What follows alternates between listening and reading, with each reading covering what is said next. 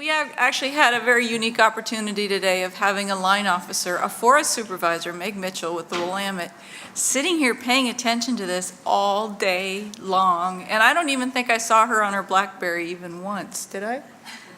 Her secretary never came in and grabbed her. I mean, she was here. So she is going to come over here now and tell you why she is so jazzed after listening to over 7 hours of talking about planning, landscapes, analysis, and tools. So Meg Mitchell. Why are you jazzed? So by now you've probably recognized that's a huge setup for me, right? Because first of all, I got to be jazzed about planning.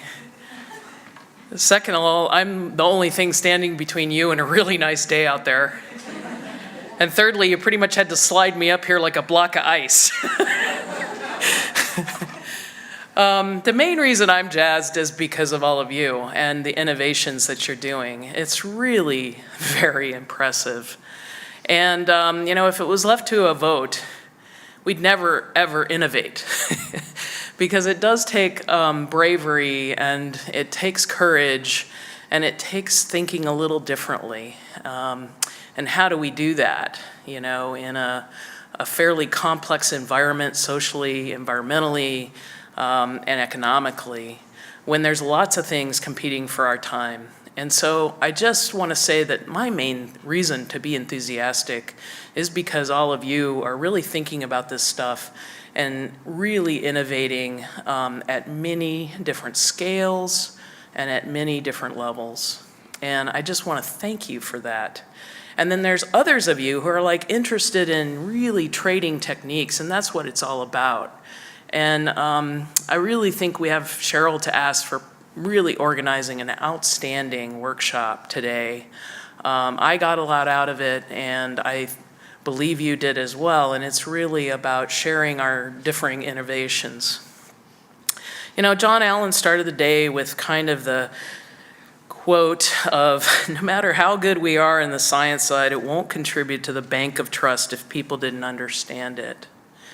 And that's the invitation that learning and the learning that we're doing take place in a very open and transparent environment with a variety of community of interests.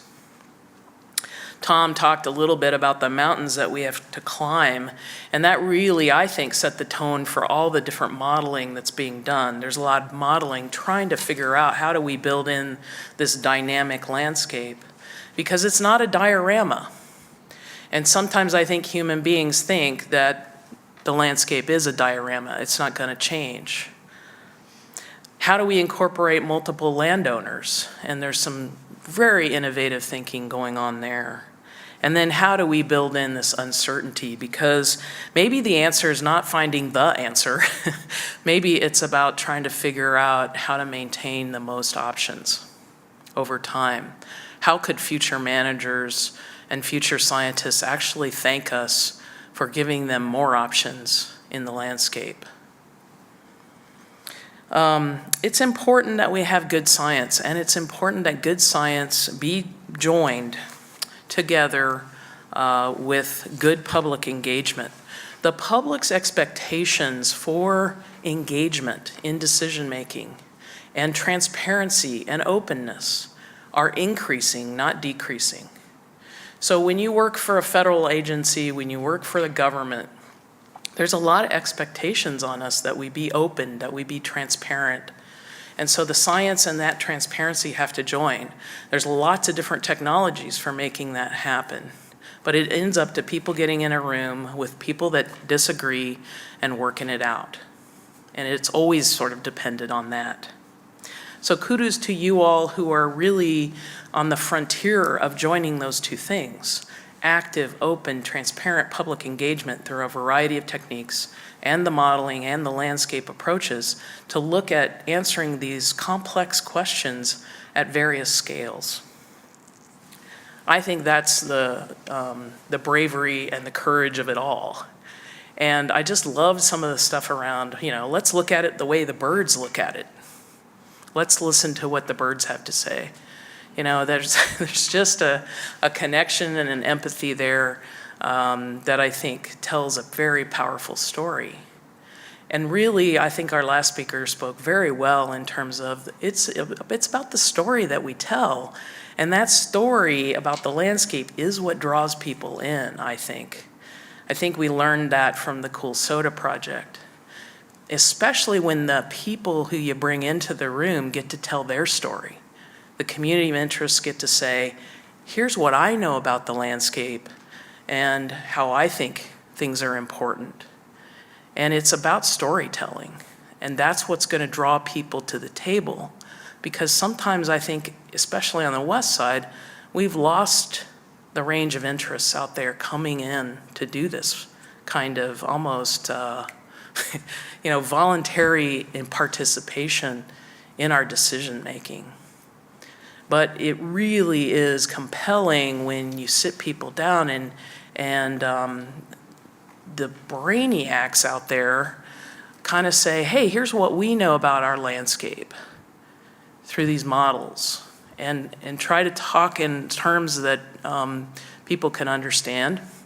And that's not talking down, that's just saying, hey, there's a lot of terms out there, but to say, here's what we know, and what do you know?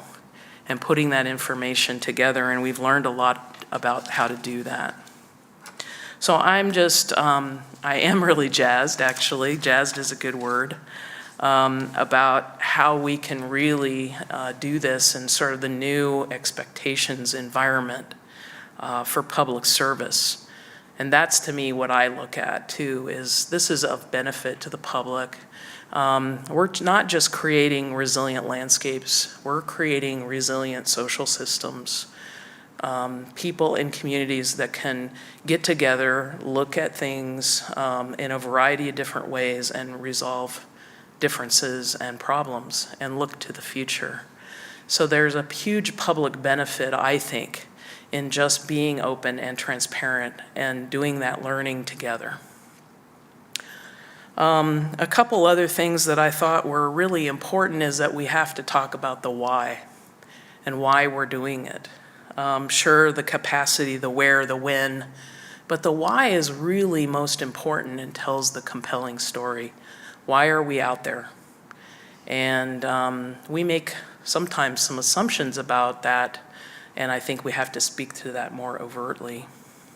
It was interesting to me to also listen to all the stuff around fire, and we're sort of innovating in the fire risk assessment. Where on the landscape are we, because of the risks associated with putting firefighters in the landscape, where are we trying to do that differently? And then our planning processes through this sort of active management focus that we've had in the past. And I think we can merge those much better. And there are a couple projects that were mentioned, a couple studies that I thought were really interesting in terms of really trying to make those two things kind of come together. I really liked the concept of landscape prescriptions in addition to stand prescriptions. I thought that was just really interesting. And all the different tools that exist out there, but we are going to have to be strategic about where we use those tools and how we invest in them, and we're going to have to do that with partners. And what better way than to do that with all the myriad of partners that we have on both private and public lands. Things like LIDAR and the tools that Brett mentioned. So there's just a lot of really exciting stuff out there. We want to continue to innovate. I want to continue to support you in that innovation. And we will no doubt be doing more landscape level at different scales and engaging the public much earlier in the process and throughout the process, and also a lot of our public partners. It's pretty clear the Fish and Wildlife Service is a partner. Some of our other federal agencies like NOAA and NMFS, National Marine Fisheries Service, and they think more at a landscape scale. So if we're going to be doing some of these things in the future, we have to be willing to bring them in earlier in the process, and also they're asking questions at the landscape scale. And that's pretty clear from Scott's message about the owl and how we need to manage in that environment. So thank you very much for the work that you all do. Thanks for being here today. And I think we owe Cheryl a round of applause for pulling an outstanding day together for us.